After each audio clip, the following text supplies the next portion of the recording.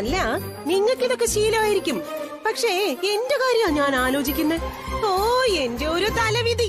Acre കണക്കിന് പറമ്പുണ്ടായിരുന്ന ഇണ്ടംപരുത്തി തറവാട്ടിലെ ഓമന സന്താനാ ഞാൻ. മണ്ണാറശാലയിലെ ഉരുളിയും കാട്ടിക്കുന്നതിൽ ചെമ്പും കമിഴ്ത്തിയിട്ടാ ഞാനുണ്ടായത്, അറിയോ? ആ ഞാനാ ഒരു ജോലിയും കൂലിയും ഇല്ലാത്തൊരുത്തന്റെ ഭാര്യയായിട്ട് ഈ ദാരിദ്ര്യ തറവാട്ടിലേക്ക് കേറി വന്നത്. എന്റെ ദേവിയേ! ആ, അങ്ങനെ കാര്യം പറയുമ്പോ ഇങ്ങനെ കലി തുള്ളിട്ട് കാര്യമില്ല. ഞാൻ സത്യ പറഞ്ഞത്. നീ ഏക്കർ കണക്കിന് ഭൂസ്വത്തുള്ള തറവാട്ടിലെ പെണ്ണാണെന്ന് പറഞ്ഞല്ലോ. എന്നാ അവിടെ നിന്ന് കുറച്ചെടുത്തോണ്ട് വാ. സ്വത്ത് ഉണ്ടായിരുന്നല്ലേ പറഞ്ഞുള്ളൂ, ഇപ്പൊ ഉണ്ടെന്ന് പറഞ്ഞില്ലല്ലോ. പിന്നെ തരാനുള്ളതൊക്കെ അന്നേ തന്നു. എന്തോന്ന് തന്നു? കൊറേ വാട്ടുകപ്പയും നെല്ലിപ്പുളിയോ? അതായിരുന്നു ആകെ കിട്ടിയ സ്ത്രീധനം. നെല്ലിപ്പുളി അന്നേ തെങ്ങിൻ ചൂട്ടിലിട്ട് മൂടി. അതെ, നിങ്ങൾ അതൊന്നും പറയണ്ട. നിങ്ങളുടെ ഈ അച്ഛൻ തൂമ്പാ പണിക്ക് പോകുന്നതേ ഒരുതരം മുടിഞ്ഞ അഭ്യാസമാണെന്നാ എനിക്ക് തോന്നുന്നത്. അഭ്യാസോ? എന്തഭ്യാസം? അച്ഛൻ ഇങ്ങനെ പറമ്പിലും കവലകളിലും ഒക്കെ കൂലിവേലയും ചെയ്ത് കണ്ട അലവലാദികളോടൊപ്പം ബീഡിയും വലിച്ച് ഇങ്ങനെ ഊതി കടത്തിന്മേൽ ഇരിക്കുന്നതേ ആ ആനന്ദ നിലയത്തിലുള്ളവരറിയും. അപ്പോ ആ വർമ്മ സാറും മോനും കൂടി ഓടി വന്ന് ഞങ്ങളെ നാറ്റിക്കല്ലേ വാസുദേവാന്നും പറഞ്ഞൊരു 10 കോടി രൂപ കൊല്ല് പോലെ അങ്ങ് എടുത്തു കൊടുക്കും. അതും മേടിച്ച് എല്ലാവർക്കും കൂടി പുട്ടടിച്ച് കഴിയാന്നുള്ള മനക്കണക്കിലാ ഈ തൂമ്പ പണി വേല. എന്റെ അച്ഛനെ കുറിച്ച് ഒരക്ഷരം നീ പറഞ്ഞോ? കുറെ നാളായി ഞാൻ സഹിക്കാൻ തുടങ്ങിയിട്ട്.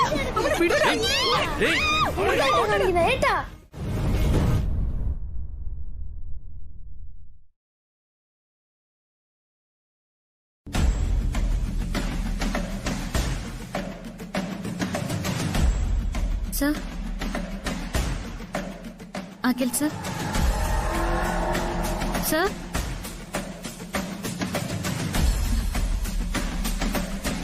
Sir? Sir? Sir? Sir? Akhil sir? Sir? Sir, എഴുന്നേക്ക്. Akhil sir? Sir? Akhil sir? Sir, എഴുന്നേക്ക്. എന്താ പറ്റേ? Sir? Sir, എഴുന്നേക്ക്. Sir, please sir. എന്റെ ഭഗവാനെ, കൃഷ്ണ, നീ എന്നെ ചതിച്ചല്ലോ. Sir!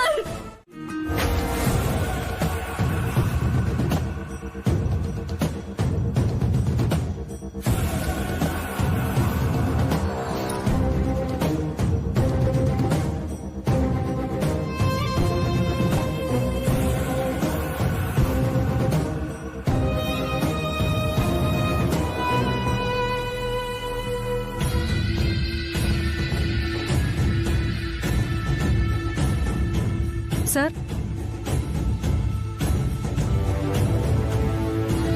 ശ്രുതി, താൻ ഏറ്റെടുത്ത ദൗത്യത്തിന് പുറത്ത് മറ്റൊരു കൊട്ടേഷനും കൂടി തരാൻ ഞങ്ങൾ പ്ലാൻ ചെയ്തു. ഓ,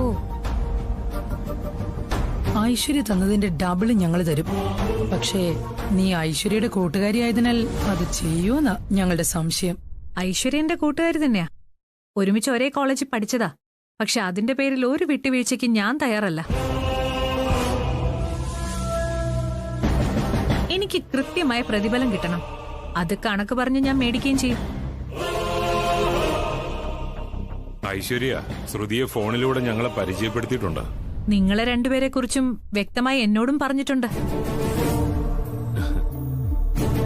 ഈ ഡീൽ നമ്മൾ തമ്മിലുള്ളതാ. അതിന്റെ വ്യവസ്ഥയും നമ്മൾ തമ്മിൽ സംസാരിക്കുന്നു, ഉറപ്പിക്കുന്നു. അഡ്വാൻസ് തരും. കൃത്യം നിർവഹിച്ചു കഴിഞ്ഞാൽ ആ നിമിഷം ബാക്കി ഇവിടെ വെച്ച് തന്നെ തരും. എന്താ ഇതില് വെജിറ്റേറിയൻ ഏതാ? ഇതാണ് സാർ. ശ്യാമ ഫുൾ വെജിറ്റേറിയനാ. എന്നാ പിന്നെ നിങ്ങൾ കഴിക്കേ, ഞാനങ്ങോട്ട്. ഓക്കെ.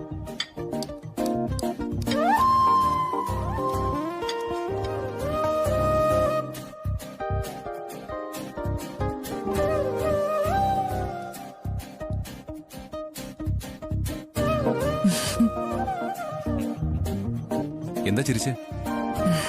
അല്ല, ശ്യാമ ഫുഡ് കഴിക്കുന്ന രീതി കണ്ട് ചിരിച്ചു പോയതാ. അതെ, വലിയ ബിസിനസ്സുകാരന്റെ കുടുംബത്തിലേക്കാ ശ്യാമ ചെന്നിരിക്കുന്നത്. ഇനി അങ്ങോട്ട് അഖിലിന്റെ ഒപ്പം വെസ്റ്റേൺ കൺട്രീസിലൊക്കെ പോകേണ്ടതാ.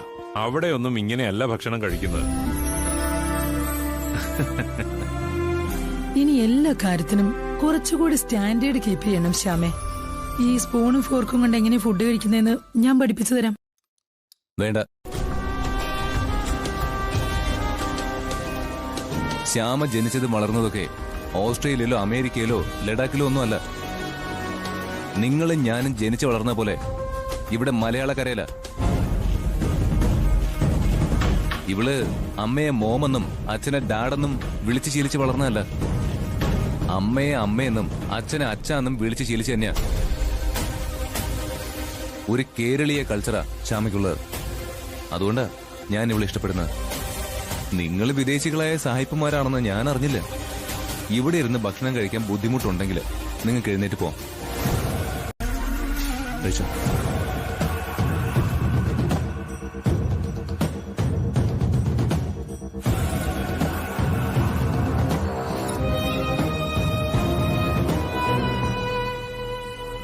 ദേ സതീഷ് ചേട്ടാ, അത് ശ്യാമ വാസുദേവനല്ലേ? സെലിബ്രിറ്റി, ഒറ്റ ആർട്ട് ഫിലിമിലൂടെ ശ്രദ്ധിക്കപ്പെട്ട ശ്യാമ വാസുദേവൻ അല്ലേ? അതെല്ലോ. Hello madam. നമസ്കാരം. നമസ്കാരം. ജീവിതത്തിൽ ഒരിക്കലെങ്കിലും എവിടെയെങ്കിലും വെച്ച് ശ്യാമയെ കാണണമെന്ന് ഞാൻ ആഗ്രഹിച്ചു, പ്രാർത്ഥിക്കുകയും ചെയ്തു. എന്റെ പ്രാർത്ഥന ദൈവം കേട്ടു.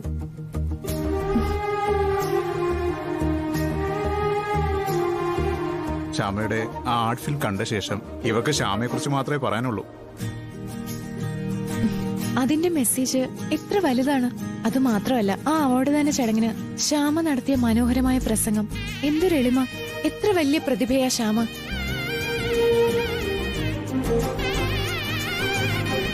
ഇത് അഖിൽ സാറല്ലേ, ഹസ്ബൻഡ്? അതെ. ആ, ഞങ്ങള് വീഡിയോയിൽ കണ്ട് പരിചയമുണ്ട്. ഇതൊക്കെ ആരാ? ഇവര് ഞങ്ങളുടെ ഫാമിലി ഫ്രണ്ട്സാ.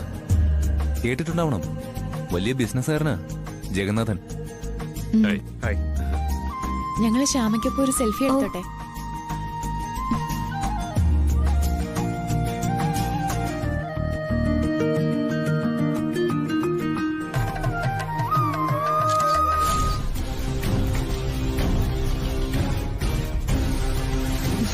ഞാനിത് സോഷ്യൽ മീഡിയയിൽ കൊടുക്കും. എന്റെ അക്കൗണ്ടിൽ ഇപ്പൊ തന്നെ പോസ്റ്റ് ചെയ്യും.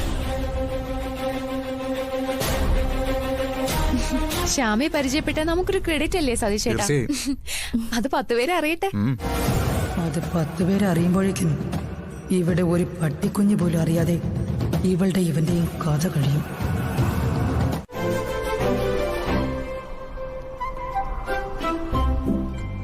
ശ്യാമേ, ഇത് ദൈവത്തിന്റെ സ്വന്തം നാടാന്ന് പറയുന്നത് എത്ര സത്യമല്ലേ? അതെ അതെ.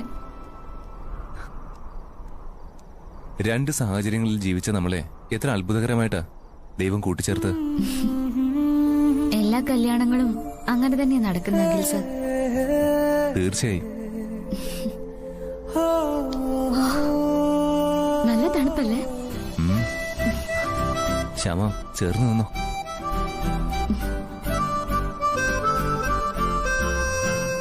പുലിയോ കടുവ വരോ? കടുവ ഇവിടെ ഇല്ല. പുലിയോ ആനയും ഇഷ്ടം പോലെ ഉണ്ട്. അയ്യോ, പക്ഷേ അതൊന്നും ഇങ്ങോട്ട് വരുമെന്ന് തോന്നുന്നില്ല. എനിക്ക് ഈ കാട്ടുമൃഗങ്ങളെ ഒന്നും പേടിയില്ല. ഈ ഇരുട്ടിന് ഞാൻ പേടി. ഇരുട്ടിനെ എന്തിനാ പേടിക്കുന്നേ? ഇരുട്ടിനെ തുരുത്തി ഓടിക്കാനല്ലേ ഈ ശ്യാമ കൂടെ ഉള്ളത്. ഇനി ഇരുട്ട് വരുമ്പോ കൂടെയുള്ള ഞാൻ വെളിച്ചാണെന്ന് കരുതിയാ മതി. വാ.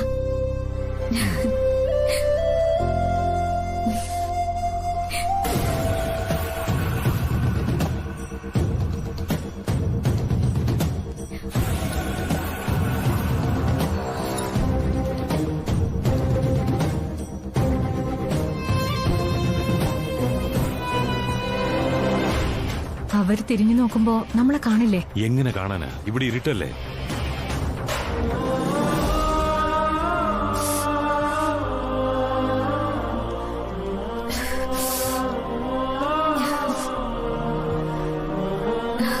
നല്ല കാറ്റല്ലേ വീശിയടിക്കുന്നത്. ഈ കാറ്റും നമുക്കുള്ള വെളിച്ചമായിന്ന് വിശ്വസിക്കണം. 2 കണ്ണുകളും ഇല്ലാത്ത മനുഷ്യരൊക്കെ ജീവിക്കുന്നില്ലേ സർ? അവരെയും ദൈവം കാത്തു രക്ഷിക്കുന്നില്ലേ? തീർച്ചയായും. അതല്ല ശ്യാമ എന്റെ പ്രശ്നം. എനിക്ക് ഇരുട്ടിനോടുള്ളത് പേടിയല്ലേ. അതെടുത്ത് കെട്ടിക്കോ.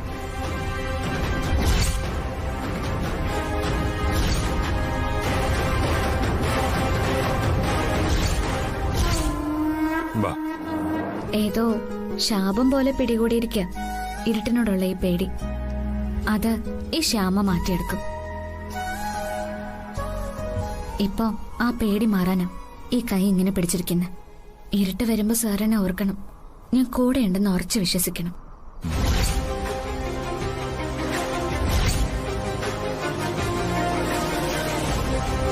എന്നെ രക്ഷിക്കാനാ എന്റെ കണ്ണൻ സാറിനെ അയച്ചത്. സാറിനെ ഇരുട്ടിൽ നിന്ന് രക്ഷിക്കാനാ ദേവ എന്നെ ഏർപ്പെടുത്തിയത്. ഇവിടേക്ക് സൂക്ഷിച്ചു നിൽക്കണേ ശ്യാമേ. അങ്ങ് താഴെ വലിയ കൊക്കയാ. താഴോട്ട് വീണ ഒരു പൊടി പോലും കിട്ടില്ല. സാർ വാ. അവര് വ്യൂ പോയിന്റിലേക്ക് അടുക്കാറായി. ശ്യാമേ, വല്ലാത്ത ഇരുട്ട്. എനിക്ക് എന്തെന്നില്ലാത്ത ഒരു ടെൻഷൻ. നല്ല ഇരുട്ടാ ഇവിടെ. സാർ ഈ ഇരുട്ടിൽ ഇങ്ങനെ നിന്നേ. ഞാൻ അടുത്തുണ്ടെന്ന് ഓർക്കാതെ നിൽക്കണം.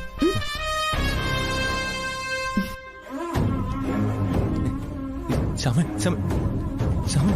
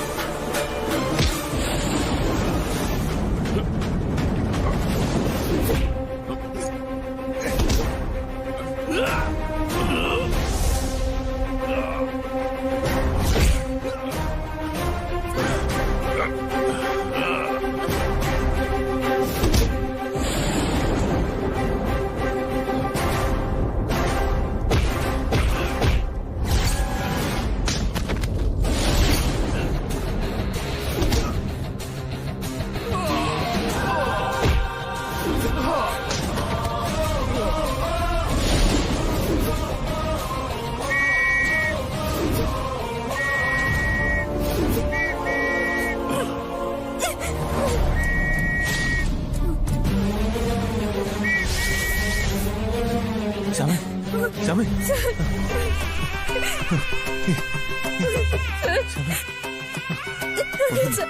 ഒന്നുമില്ല.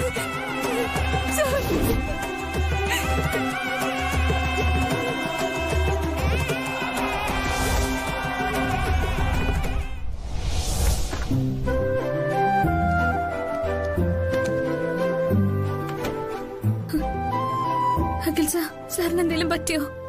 ഏയ്, എനിക്ക് കുഴപ്പമൊന്നുമില്ല. ശ്യാമയ്ക്കോ? എനിക്ക് കാര്യമായി കുഴപ്പമൊന്നുമില്ല. കൈ നോക്കട്ടെ. അയ്യോ, തൊലി പോയിട്ടുണ്ടല്ലോ. ഓയിന്റ്മെന്റ് ഒന്നും കയ്യിലിരിപ്പില്ല. ഏയ്, ഇതൊന്നും സാരമില്ല.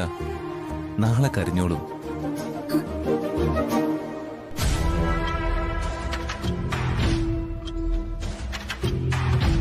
എങ്കിലും ആരായിരിക്കും ശ്യാമേ ഈ അറ്റാക്കിന് പിന്നില്?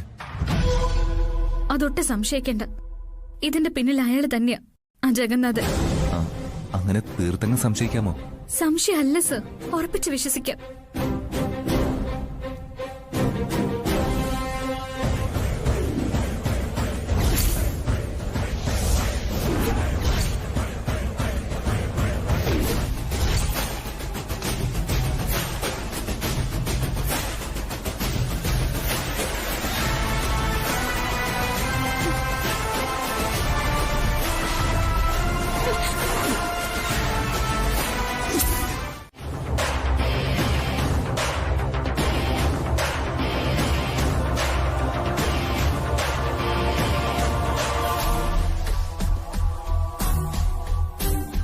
സമയം ഒരുപാടായല്ലേ, നമുക്ക് കിടന്നാലോ?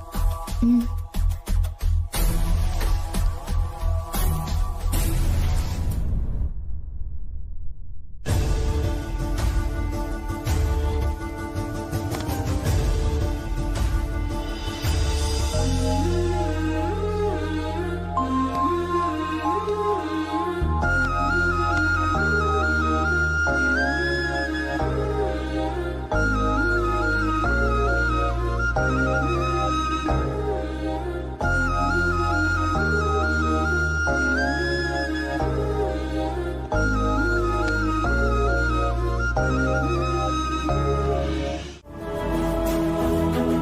ഉത്തരവാദിത്തത്തിൽ നിന്ന് ഒഴിഞ്ഞു മാറുന്നത് ഒട്ടും ശരിയല്ല. ഞങ്ങൾ അന്വേഷിക്കാം സാർ. ഇന്ന് ഇത്രയും നേരമായിട്ടും നിങ്ങൾ അത് അന്വേഷിച്ചിട്ടില്ല എന്ന് പറഞ്ഞ? Sorry sir. അതെ, ഞാനും മിസ്റ്റർ അഖിലും ഒക്കെ ആരാണെന്നുള്ളത് നിങ്ങൾക്ക് അറിയത്തില്ല. ഈ മൂന്നാർ മൊത്തം മേടിക്കാനുള്ള കാശ് ഞങ്ങൾ വിചാരിച്ചാൽ ഉണ്ടാവും. നിങ്ങളോടുള്ള വിശ്വാസത്തിലാ കസ്റ്റമേഴ്സ് ഇവിടെ വരുന്നത്. ആ വിശ്വാസം നിങ്ങൾ തകർക്കരുത്.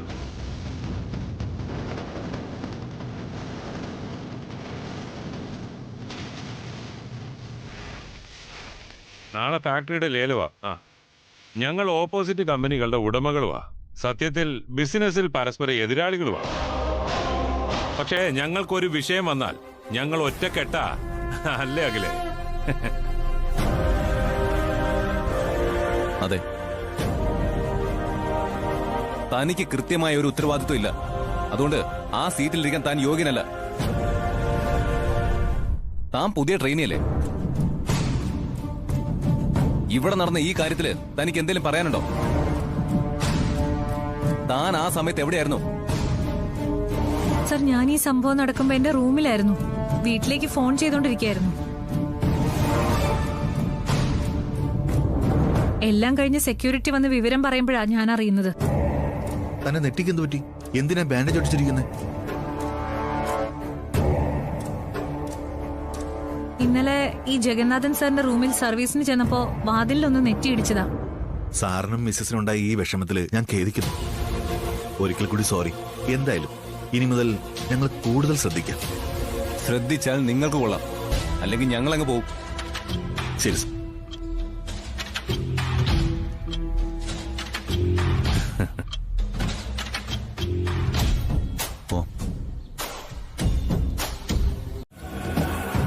അവന് പിടി കിട്ടിയിട്ടുണ്ടോ? അവനും അരിയാഹാരം കഴിക്കുന്നവനല്ലേ, മനസ്സിലാക്കി കാണുമായിരിക്കും. മോനെ, നിങ്ങൾ റിസോർട്ടിലാണോ? അല്ല സാ, ഞാനിപ്പോ പുറത്താ. ഈ ലേലം നടക്കുന്ന ഹോളൂർ വന്ന് വന്നിരിക്കുക. ആ, എങ്ങനെയുണ്ട് അവിടെ? താമസ സ്ഥലമൊക്കെ നല്ലതല്ലേ? ആ, നല്ലതാ സാ. ലേലത്തിന്റെ കാര്യമൊക്കെ എങ്ങനെയാ? നമുക്ക് അനുകൂലമായിരിക്കോ? അനുകൂലമാണ് സാർ. അക്കാര്യത്തിലൊന്നും ഒരു സംശയവും വേണ്ട. ജഗന്നാഥനുമായി കണ്ടോ? ആ, കണ്ടു. സംസാരിച്ചോ? സംസാരിച്ചു വെച്ചാ. അദ്ദേഹം താമസിക്കുന്നത് ഞങ്ങൾ താമസിക്കുന്ന അതേ റിസോർട്ടിൽ തന്നെയാ. മോനെ, സൂക്ഷിക്കണം. ജഗന്നാഥന ആള് പതിയിരുന്ന് ആക്രമിക്കുന്നത് പതിവ് ശൈലി അയാൾക്ക്.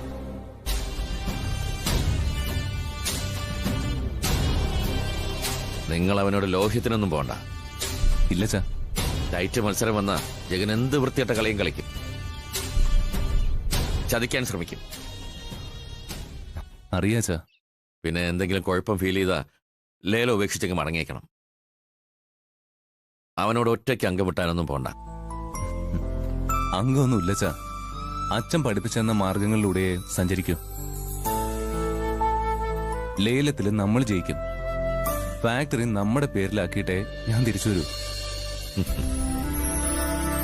അച്ഛൻ സമാധാനായിട്ടിരിക്കെ. ഒന്നുമില്ല. ആ, ശരി.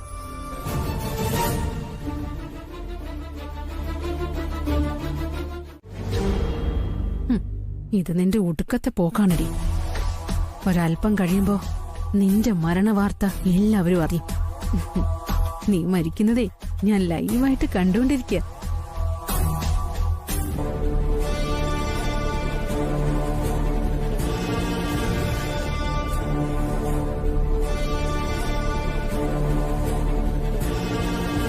നിന്നെ അവസാനിപ്പിച്ചാലേ എനിക്കൊരു സമാധാനം കിട്ടും. എന്താന്നറിയില്ല, നിന്നോടെനിക്ക് അത്രയ്ക്ക് പകയാ. നീ എന്നോടൊന്നും ചെയ്തിട്ടല്ല, പക്ഷേ നീ എന്റെ ശത്രുവ.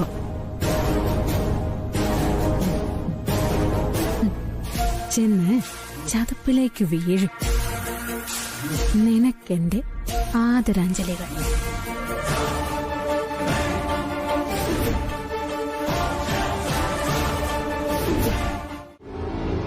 ശ്യാമ എടുക്കുന്നില്ലല്ലോ. ഏയ്, ടെൻഷൻ അടിക്കണ്ടോ. ശ്യാമ റൂമിന് പുറത്തുണ്ടാവും. അവിടെ നല്ല പ്രകൃതി ഭംഗിയല്ലേ. അഖിൽ എന്തിനാ ഇങ്ങനെ ടെൻഷൻ അടിക്കുന്നേ? എടോ, ഉൾക്കാട്ടിലൊന്നും അല്ലല്ലോ ശ്യാമ, റിസോർട്ടിലല്ലേ. അഖില് വളരെ സെന്റിമെന്റൽ ആണെന്ന് തോന്നുന്നു ശ്യാമയുടെ കാര്യത്തില്, അല്ലേ? സെന്റിമെന്റൽ ആയിട്ടല്ല അങ്കിൾ, ശ്യാമ എന്റെ ഭാര്യയല്ലേ. വിളിച്ചിട്ട് എടുക്കാതെ വരുമ്പോ ഉണ്ടാകുന്ന സ്വാഭാവികമായ ടെൻഷൻ മാത്രമേ ഉള്ളൂ. ഈ ചെറിയ ചെറിയ കാര്യങ്ങൾക്ക് ഇങ്ങനെ ടെൻഷൻ അടിച്ചാലേ വലിയ വലിയ കാര്യങ്ങൾ വരുമ്പോ തകർന്നു പോകത്തില്ലേ അഖിലേ? ഈ ജീവിതം മൊത്തത്തിൽ പരിശോധിച്ചാല് അതൊരു സമരമാണ്. പ്രകൃതിയോട് സമരം, മനുഷ്യനോട് സമരം, വ്യവസ്ഥകളോട് സമരം. ഈ സമരം വന്ന് വന്ന് ഒരു യുദ്ധമായിട്ട് മാറും. നമ്മൾ നടന്നു പോകുന്ന വഴികളിൽ നമുക്കെതിരെ കുറെ തലകൾ ഇങ്ങനെ നിരന്ന് നിരന്ന് നിൽക്കും. ആ തലകൾ എനിക്കെതിരാണെന്ന് തോന്നിയാൽ ഞാൻ അവരെ താക്കീത് ചെയ്യൊന്നുമില്ല. ആ തലകൾ അതേപടി ഞാൻ അങ്ങ് വെട്ടിമാറ്റും. അതാ ജഗന്നാഥന്റെ ഒരു ശീലം. അത് ജന്മനാ ഉള്ളതാ, മാറ്റാൻ പറ്റത്തില്ല. ഞങ്ങൾക്ക് എല്ലാവർക്കും ഞങ്ങളുടെ അച്ഛൻ ആനന്ദവർമ്മയുടെ ശീലവും സ്വഭാവമാണ്. ശത്രു ആരാണെന്ന് വളരെ എളുപ്പത്തിൽ മനസ്സിലാക്കും. അവരോട് ആദ്യം ഒരു വട്ടം അങ്ങ് ക്ഷമിക്കും. തെരുവ് നായെ പോലെ കുരയ്ക്കുകയാണെങ്കിൽ കുരച്ചിട്ട് പൊയ്ക്കോട്ടെ എന്നങ്ങ് വിചാരിക്കും. അതല്ല കടിക്കാനാണ് ഭാവമെങ്കില് പിന്നെ വിടില്ല, തീർത്ത് കളയും കുടുംബത്തോടെ.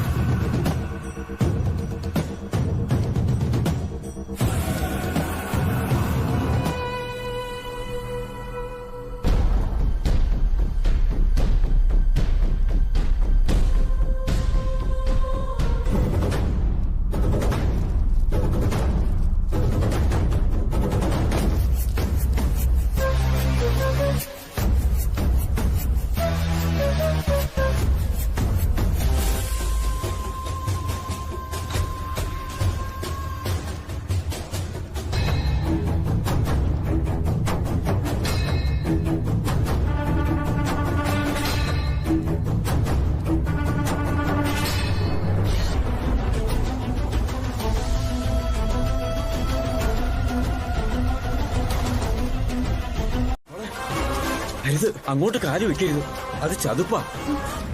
ഈ യൂസ്ലെസ് ഏത് വഴി കേറി വന്നു മുടക്കം പിടിക്കാൻ? എന്തിനാ മോളെ ഈ വഴി വന്നത്? ഞാൻ അമ്പലത്തിലേക്ക് പോവായിരുന്നു അങ്കിൾ. മോളെ, അമ്പലത്തിലേക്കുള്ള വഴി ഇതല്ല, ദേ അങ്ങോട്ടാ പോകേണ്ടത്. പക്ഷെ ബോർഡുകൾ വെച്ചിരിക്കുന്ന ഇങ്ങോട്ടായിരുന്നല്ലോ. ഓ, അത് തലതെറിച്ച ചില ടൂറിസ്റ്റുകൾ വരും. ഈ മയക്കുമരുന്നും മദ്യവും ഒക്കെ കഴിക്കുന്ന കുറെ വൃത്തികെട്ട പിള്ളേര്. അവന്മാരാരേലും കാട്ടിക്കൂട്ടിയ വികൃതിയായിരിക്കും. മോളെ, ആ ചതിപ്പിൽ വീണാ പിന്നെ കര കയറാനാവില്ല, മരണം ഉറപ്പാ. ഈ ചതിപ്പിൽ അറിയാതെ വന്ന് വീണ് ഒത്തിരി ടൂറിസ്റ്റുകൾ മരിച്ചിട്ടുണ്ട്. 3 മാസം മുമ്പ് ഒരു ബോംബെക്കാരി വീണ് മരിച്ചതാ. അങ്കിള് വിളിച്ച കാരണം ഞാൻ രക്ഷപ്പെട്ടത്. ഓ, ഭാഗ്യം. അല്ല, അങ്കിളിത് ഈ സമയത്ത് എങ്ങോട്ട് പോവാ? ഞാൻ ഭക്ഷണം കഴിക്കാൻ വീട്ടിലേക്ക് പോയി മടങ്ങുന്ന വഴിയാ മോളെ. ഞങ്ങൾ സെക്യൂരിറ്റികൾക്ക് റിസോർട്ടിൽ നിന്ന് ഭക്ഷണമൊന്നും തരാറില്ല. എന്തായാലും ദൈവം എന്നെ മോളുടെ അടുത്ത് എത്തിച്ചതാ. മോള് ദൈവാനുഗ്രഹമുള്ള കുട്ടിയാ. ഇപ്പോ എന്റെ മുന്നിൽ നിൽക്കുന്നതും ഒരർത്ഥത്തിൽ ദൈവം തന്നെ. ദൈവദൂതനാണെന്ന് പറ മോളെ. ഒരാളെ രക്ഷിക്കാൻ വേണ്ടി ദൈവം മറ്റൊരാളെ അയാൾ അറിയാതെ ദൈവദൂതനാക്കും. ഇപ്പോ മോളെ രക്ഷിക്കാൻ ഞാൻ അറിയാതെ എന്നെ വിട്ടത് സാക്ഷാൽ കൊടുവാ ശ്രീകൃഷ്ണസ്വാമിയാണ് മോളെ. വാ മോളെ, ക്ഷേത്രത്തിലേക്കുള്ള വഴി ഞാൻ കാണിച്ചു തരാം. വാ.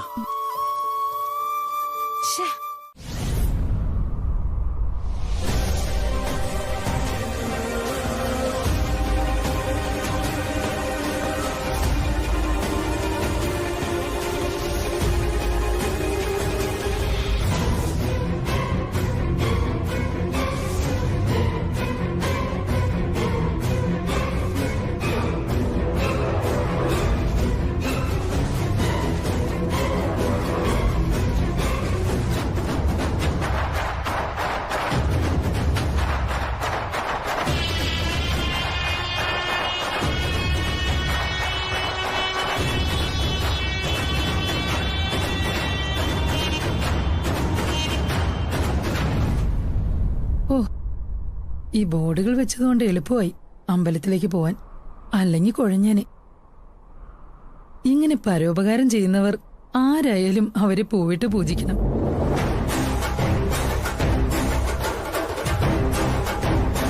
ലേലം ഹാള് കാണാൻ പോയിരിക്കുകയാണ് ജഗൻ. ജഗൻ വന്ന് എന്നെ അന്വേഷിക്കും. അതിനു മുൻപ് എനിക്ക് തിരിച്ചെത്തണം. ലേലമല്ലേ? അവളാണെങ്കിൽ കൃഷ്ണന്റെ ആളാ. ഞാൻ പോയി പ്രാർത്ഥിച്ചാൽ കൃഷ്ണൻ കേൾക്കുമെന്ന് എനിക്കൊന്ന് അറിയണം.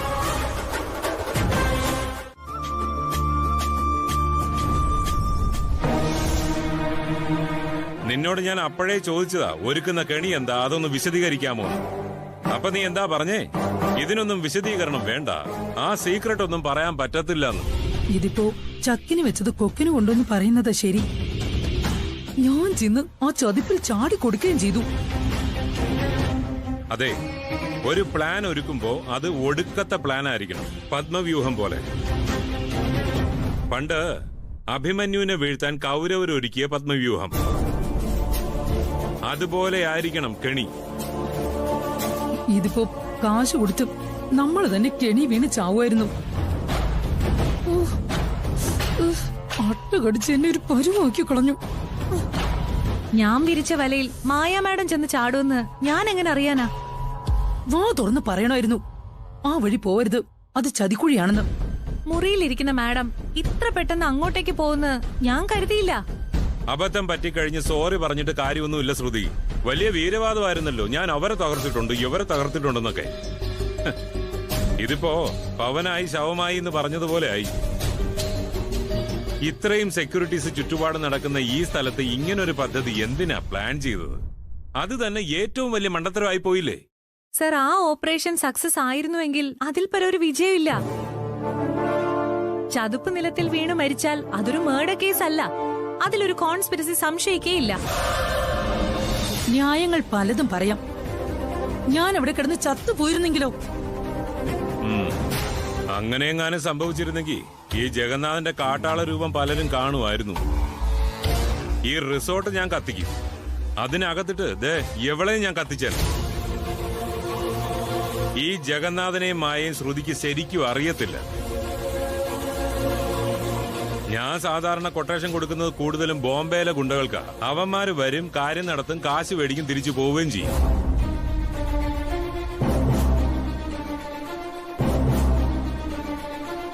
ഈ വാക്കുകൾ കൊണ്ട് സർക്കസ് കാണിക്കുന്ന പലരും പ്രവൃത്തി കൊണ്ട് പിന്നോട്ടാ.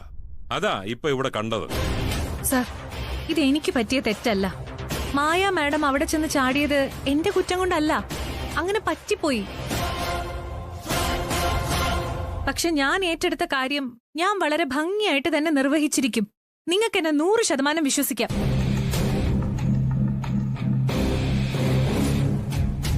ഏവക്ക് ഈ മുടിഞ്ഞ ജാട മാത്രമേ ഉള്ളൂ, വെറും വാഴയാന്നാ തോന്നുന്നത്.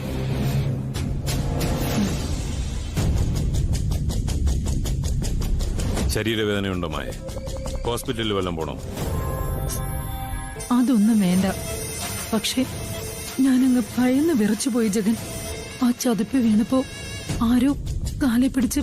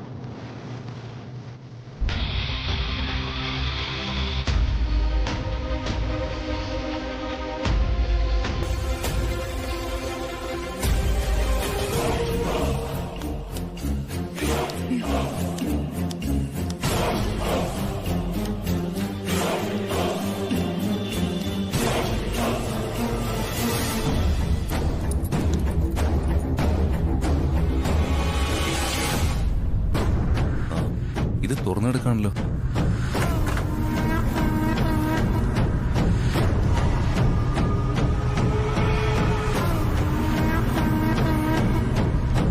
താനെന്താ ഇതിനകത്ത്? സാറും വൈഫും ലഞ്ച് കഴിക്കാൻ പോയ സമയത്ത് ഞാൻ ഇതിനകത്തൊന്ന് ക്ലീൻ ചെയ്യാൻ കയറിയതാ. ഓ, ക്ലീൻ ക്ലീനിങ് ഒക്കെ നിങ്ങളാണോ? സ്വീപ്പർ കുട്ടിക്ക് സുഖമില്ലാണ്ട് പെട്ടെന്ന് പോയി. പിന്നെ നിങ്ങളൊക്കെ വലിയ VIP അല്ലേ, അടിയന്തര ഘട്ടങ്ങളിൽ ഇതൊക്കെ ചെയ്യണം, അല്ലെങ്കിൽ റിസോർട്ടിന്റെ പേരല്ലേ പോകുന്നത്. ഓ അങ്ങനെ. ലഞ്ച് എങ്ങനെ ഉണ്ടായിരുന്നു സർ? ആ കൊള്ളാം. മാഡത്തിന് ഇഷ്ടപ്പെട്ടോ? ആ കൊള്ളാം. എന്തെങ്കിലും ഉണ്ടെങ്കിൽ വിളിക്കണം കേട്ടോ മാം. ശരി സർ.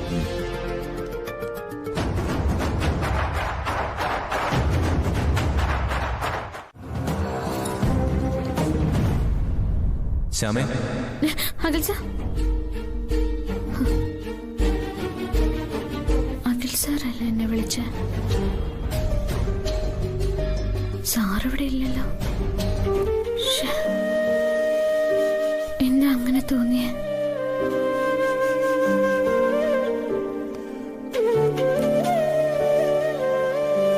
അതോ എന്റെ കണ്ണൻ എന്നോട് എന്തെങ്കിലും പറഞ്ഞതാണോ? എന്തോ കുഴപ്പമുണ്ട്. ഭഗവാൻ എന്റെ മനസ്സിലിരുന്ന് എന്തോ പറയുന്ന പോലെ. എന്തോ കുഴപ്പമുണ്ട്.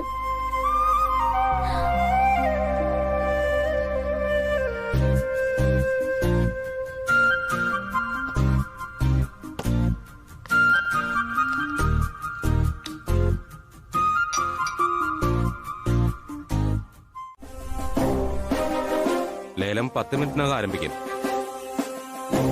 നിയമാനുസൃതമായ ഒരു മുന്നറിയിപ്പ്. ഇനി ലേലം കഴിയുന്നതുവരെ ആരും ഈ ഹാള് വിട്ട് പുറത്തു പോകാൻ പാടില്ല.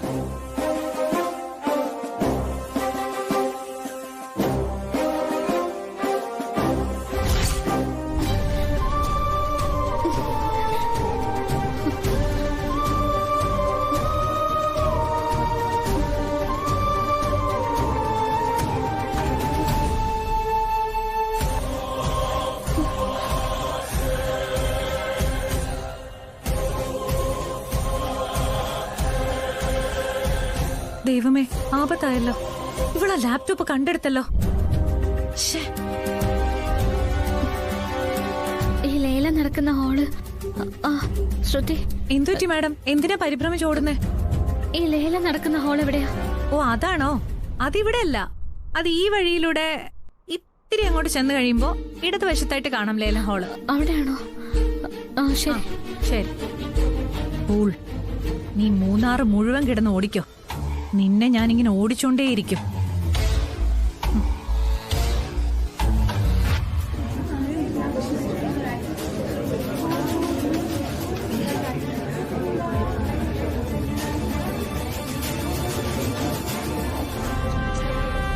എല്ലാവരും നിശബ്ദത പാലിക്കണം.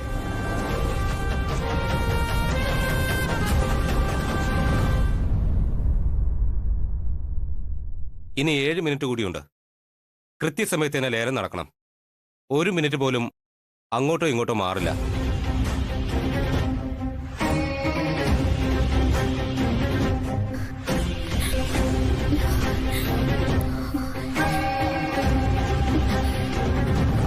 ചേച്ചി, ഈ ലേലം നടക്കുന്ന ഹാൾ അറിയോ? എനിക്കറിയില്ല.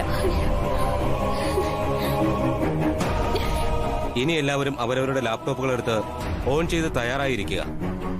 ലാപ്ടോപ്പ് മാറിയത് കാണുമ്പോഴുള്ള ഇവന്റെ മുഖം എങ്ങനെ ഇരിക്കും നോക്കാം. നല്ല ചന്തമായിരിക്കും.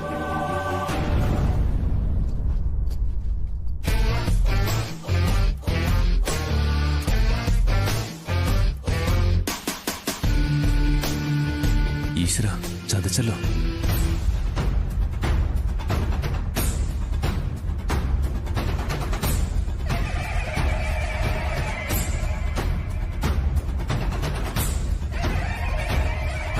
ഇടിവെട്ടി, ഇനി മഴ പെയ്താ മതി.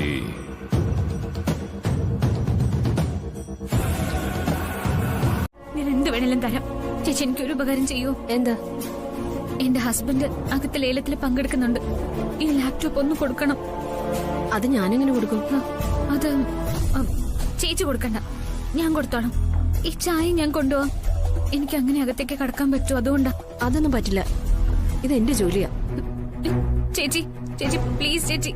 പറ്റില്ല എന്ന് പറഞ്ഞില്ലേ? ചേച്ചി പ്ലീസ് ചേച്ചി, ഞാൻ പെട്ടെന്ന് പോയിട്ട് കൊടുത്തിട്ട് ഉടനെ തിരിച്ചു വരാം. എന്താ മോളെ, എന്താ ഇവിടെ പ്രശ്നം?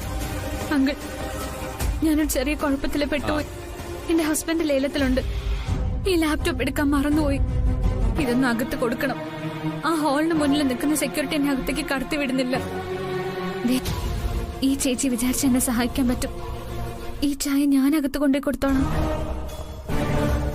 മോള് സമാധാനമായിട്ട് നിൽക്കുക. ചാന്ദിനി, ഇങ്ങ് വന്നേ.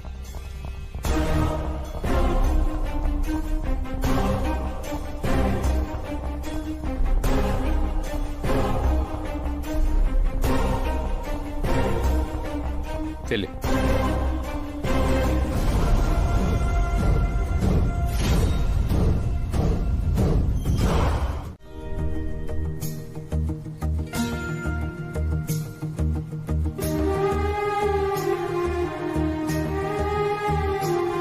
എന്റെ ഭഗവാനെ കൃഷ്ണ, ഞങ്ങളെ കൈവിടല്ലേ.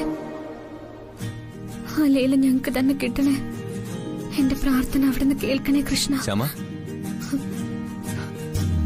അഖിൽ സാർ, എന്റെ ശ്യാമയുടെ പ്രാർത്ഥന എന്തെങ്കിലും നിന്റെ ഭഗവാൻ കേൾക്കാതിരുന്നിട്ടുണ്ടോ? റിസോർട്ടിൽ വന്നപ്പോ ശ്യാമയെ കണ്ടില്ല.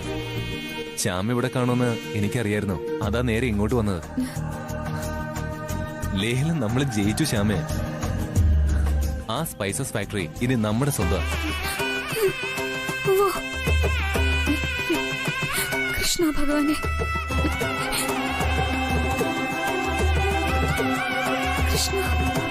അടുത്തെങ്ങും ഞാൻ ഇത്രയും സന്തോഷിച്ചിട്ടില്ല. എല്ലാത്തിനും കാരണം എന്റെ ശ്യാമയാ. ഞാനോ? എന്റെ ശ്യാമയുടെ പ്രാർത്ഥന, ശ്യാമയുടെ ദൈവാനുഗ്രഹം.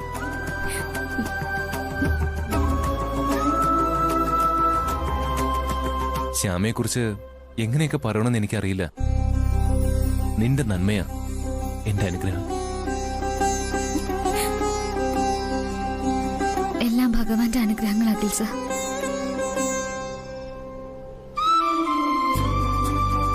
കണ്ണൻ സംരക്ഷിക്കുന്ന നമ്മളെ. അത് സത്യം. പക്ഷെ ശ്യാമയുടെ പ്രാർത്ഥനയില്ലാതെ ഇതൊന്നും നടക്കില്ലായിരുന്നു. ആ ശ്യാമേ, വേഗം വരൂ. ചില പേപ്പറുകളില് ശ്യാമ ഒപ്പിടേണ്ടി വരും. വാ, നമുക്ക് പോവാം. ഞാൻ ഒപ്പിടാനോ? അതെന്തിനാ? അതൊക്കെയുണ്ട്. താൻ വാ. വാ. അഖിൽ സാർ, ഞാൻ ഒന്നുകൂടെ കൃഷ്ണനോട് യാത്ര പറഞ്ഞിട്ട് വരാം.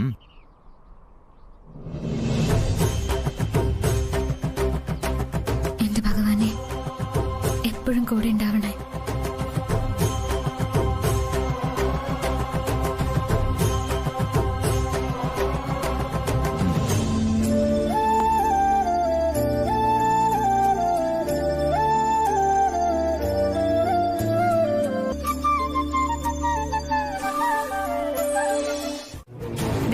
ഈ തടി വെച്ച് ഞാൻ അവന്റെ പെടല് കിട്ടൊന്ന് കൊടുത്തിട്ടുണ്ടായിരുന്നു.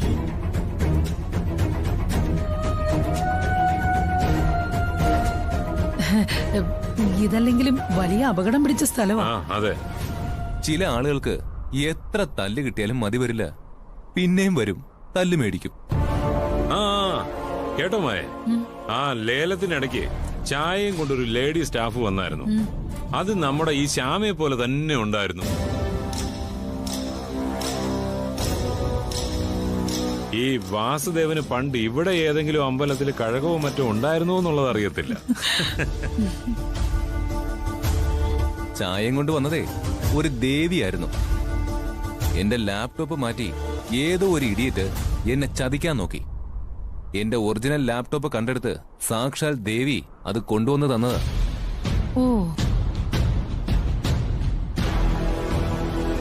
ചെകുത്താന്മാരെ ഒഴിവാക്കാൻ ഞങ്ങളുടെ ജീവിതത്തില് ഇടയ്ക്കിടെ ഇങ്ങനെ ദേവി പ്രത്യക്ഷപ്പെടാറുണ്ട്. ആ, ഇവളുടെ കൂടെ ഏതു നേരം ഒരു കൃഷ്ണനുണ്ടല്ലോ. ഭഗവാൻ കൃഷ്ണന് 10,000 കാര്യങ്ങളല്ലേ. ഏതു നേരവും ശ്യാമയുടെ കൂടെ നടക്കാൻ പറ്റുമോ? എന്തായാലും തൽക്കാലം നമുക്ക് പിരിയാം. ഒരു ലേലത്തിൽ തോറ്റുപോയി എന്ന് വെച്ച് ജഗനുമായും നിരാശയോടെയൊന്നുമല്ല ഈ പോകുന്നത്. ജഗന്റെ യുദ്ധവും മത്സരവുമൊക്കെ ഇനിയും തുടർന്നുകൊണ്ടേയിരിക്കും. ആനന്ദവർമ്മയോടും മക്കളോട് യുദ്ധത്തിന് പുറപ്പെടുമ്പോ ഭാര്യയെ വീട്ടിൽ നിർത്തിയിട്ട് പോകുന്നത് നല്ലതായിരിക്കും. അവരെങ്കിലും ജീവിച്ചിരിക്കുമല്ലോ. ഇതിനുള്ള മറുപടി നിനക്ക് നാട്ടിൽ വെച്ച് ജഗൻ തന്നിരിക്കും. ഇപ്പോ സമയമില്ലടാ, അതുകൊണ്ടാ. പോവാമായേ.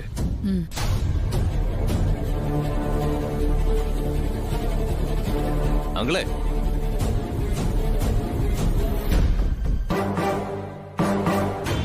ഞങ്ങളും പുറകെ വരിക. പുതിയ കുറേ വെടിക്കെട്ടുകളുമായി. അങ്കിളും വരണേ, നമുക്ക് പൊട്ടിച്ച് കളിക്കാം. Good bye. Good bye.